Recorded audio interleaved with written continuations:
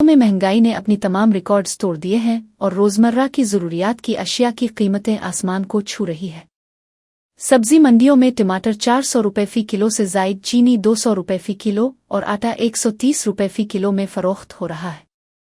दालें, घी, दूध और दीगर बुनियादी अशिया भी अब आम शहरियों की पहुंच से बाहर हो गई है।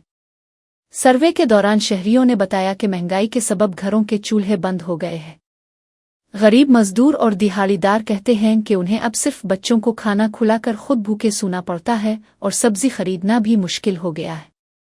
मजदूर तबके के अफराद ने बताया कि दिन की मजदूरी से आधी दिन की ज़रूरियात भी पूरी नहीं हो रही। गुर्बत की चुकी में पिसने वाले अवाम का कहना है कि हुकूमत सिर्फ दावे करती है जबकि ज़मीनी हकीकतें बिल्कुल मुख्तलिफ हैं।